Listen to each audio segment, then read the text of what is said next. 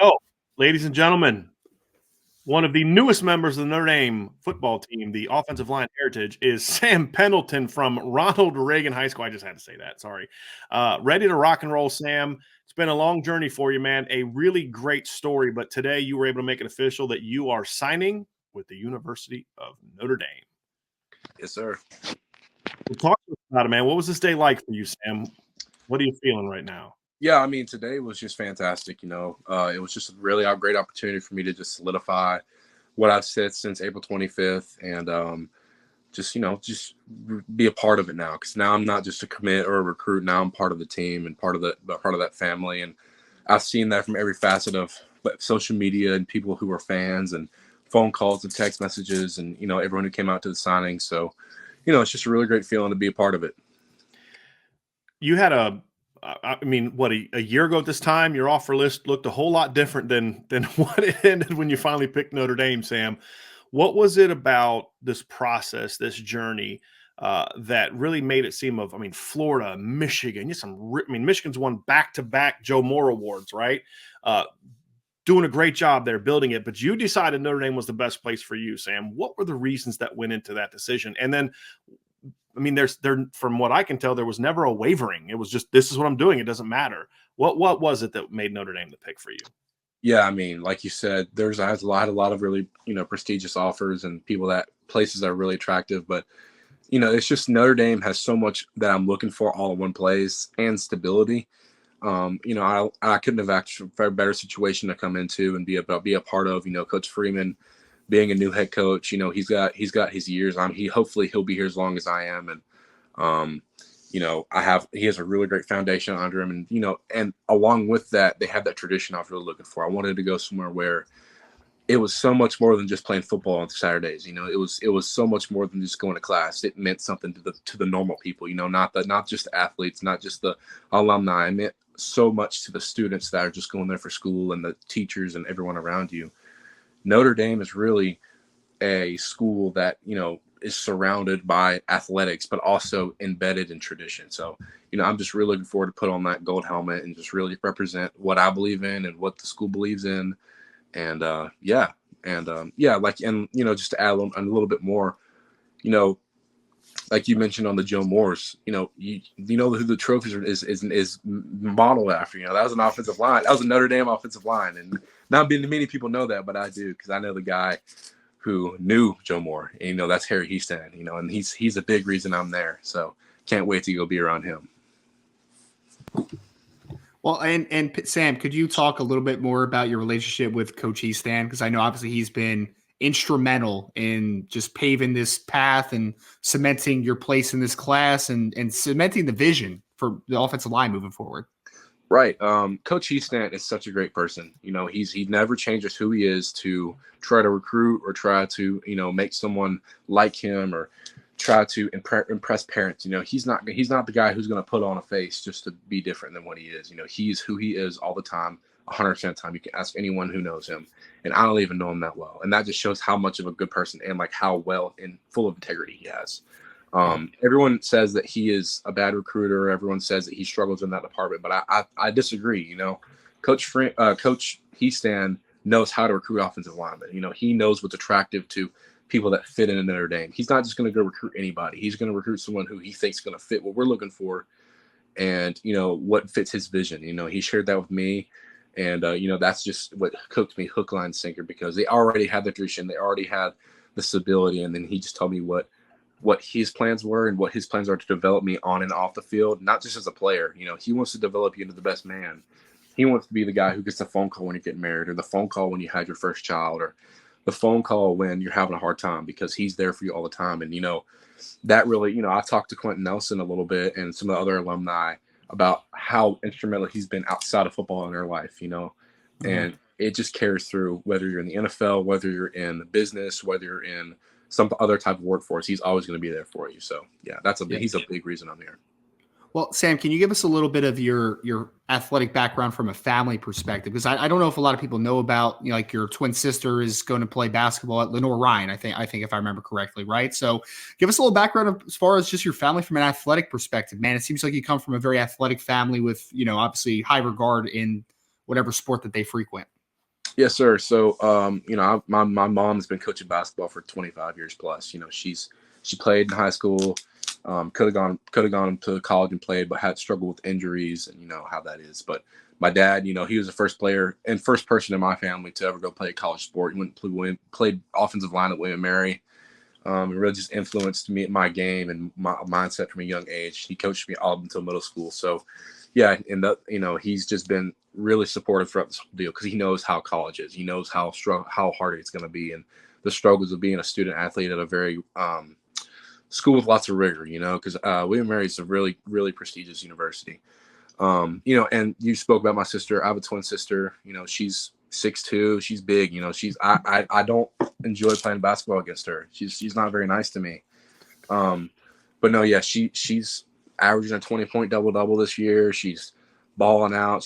She just signed November 8th or 9th, I believe, to go play at Lenoir-Rhyne, and I couldn't be more proud. Her work ethic and everything she does. She gets up at 6 a.m. and goes to the gym and lifts and runs and shoots basketball until school. And I just envy her so much. So I'm blessed to be in the situation I'm in, and just can't wait to carry on that legacy. Yeah. Well, let me hear it from I obviously you can't give me the exact perspective, Sam, but I would love to hear if you could just give me this time right now for your parents, being able to enjoy this moment with you, obviously, but having two kids that are going to play their respective sports at a very high level. I mean, I imagine that your parents are very proud throughout this process. Yeah, I mean, whatever, they've always told us that they'd be proud in whatever we do. But, I think it's just a little extra, like heart feel that your kids are actually going to go chase their dreams and what they've talked about doing growing up. They're actually doing it. And I feel like they have a little bit of pride in themselves too, because they helped us get there, because without my parents doing what they did, take me to camps, take me to visits, if I wouldn't have gone up in the second week of April to Notre Dame, I wouldn't be going to Notre Dame. And that's all my parents. They didn't have to take me there. They didn't have to spend the money to go and do that. And they did, and they did it without a blink of an eye. And I'm proud to call them my parents, and I think they're proud of what we've done, and I think they're proud of what we're going to do, especially what God's done in our life, because none of us could be here without Him. So I'm super proud to be in this situation as well. All right, so you guys are talking football and academics, and we're always taking shots at God, which, to comments at God, which I'm always about. You guys know that. But we are not discussing the most important thing, and that is that Sam Pendleton was part of the greatest O-line photo shoot that I have seen on a recruiting visit. The Step Brothers pose with you and Southern Hampshire was without question the best part of this recruiting process for me, Sam. I got to know, whose idea was that, man? This is the hard nitty-gritty questions that we get into your nice breakdown, man. Honestly, I don't really remember. I think it just happened organically because I sat down and there was the chair there.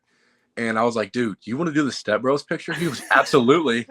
Because he's got that curly hair and he's always smiling. Cowboy hat, rocking a cowboy hat, and it was perfect. It couldn't have been drawn up any better. Yeah, it's been kind of our inside joke like throughout the entire process. So it's great. So that was your "did we just become best friends" moment? Absolutely. Yeah. After we did that, we stayed like a room apart during our official visits. We were always in each other's rooms. And then this past week, I've been in South Carolina at the Shrine Bowl. Mm-hmm. And he was there with me, and it was just like that all over again, and it was so great. That's just how you have a friend forever. Well, a friend forever, but is there any competitiveness? Like, did you happen to let him know that you got one more vote from the coaches for first team All-State, from the sports writers, I should say? You know what I mean? Like, you got 9 of the 10 votes, you got 8. I mean, was there any little hey, great job, you got one less vote than me, but I'm happy we're both on it. Was there anything like that that happened this week, Sam? There might have been. I might have sent him a text or so, or it may or may not have been a screenshot of the votes. But seriously, though, Sam, great honor, though. Seriously, it's a great year for linemen in the state of North Carolina. Yes, sir. And the way the voting works is there's 10 sports writers voted, right? And I believe the quarterback's the only one that got 10 out of 10. I believe. But you tied for the second most with and obviously most amongst alignment. So congratulations on that. Right. What was it like to kind of end your career with that kind of recognition? I mean, I know it's the season is about the team. But then you can take a step back in the offseason and kind of look back and be like, wow, I went from, a kid with a very limited offer list to now I'm a Notre Dame commit at the time, and I'm first team All-State, and I'm getting this kind of recognition. I mean, is there a sense of like it was all worth it moment for you when something like that happened, Sam? Yeah, I mean, it definitely was. From ever since I started taking this serious, 8th grade, my mom always told me I was going to live an island life. It's not always going to be a popular decision to not go out and party or not go out and carry on instead of going to work out or going to study the playbook or, watch film. And, I'm so blessed to be in the situation where I have earned these accolades and, the work I've done has finally paid off. And it's just kind of like you said, it's kind of like one of those moments like, yeah, like this is great because all the work I did, all the sweat and all the running, all the sucky workouts I did got me here. And, it's just something to build on. That's awesome. So we were having this discussion earlier, Sam. We'll give you a chance to kind of comment on what we had talked about. We kind of looked at like your future position. You were a tackle in high school, the center versus guard conversation, right? Have you guys had that conversation with Notre Dame? Did you guys talk about that while I was away by chance? Did you guys discuss that? Okay. When you look at it, do you have a kind of a preference sort of the position you think you're going to fit best at? Was it tackle? Is it guard? Is it center? Has Notre Dame talked to you about kind of where you may go? Or is it just like, look, dude, if you're one of the 5 best, we'll figure out a way to get you where you need to be? Right. That was a conversation I had with Coach Eastman on my official visit because that was, we had a meeting one-on-one, no parents, just us. And I think that the best place he sees me playing is guard. That's what he's told me. But I told him, he asked me if I can snap. He asked me if I can move side to side. And I told him, Coach, if you want me to play, if I have an opportunity to play, I'll play wherever you put me, whether it's fullback or whether it's center. I'm going to play regardless because I'm not picky. I'm flexible. I can change my position. Like this past weekend, I played tackle, center, guard. I'm not going to moan about like where I'm playing because I'm playing ball. And that's what I tell people all the time. Like as long as I'm playing ball and doing what I love, it doesn't matter where you put me. But no, like your answer your question. Yeah, they see me as a guard right now. But that may transition to something different once I get there.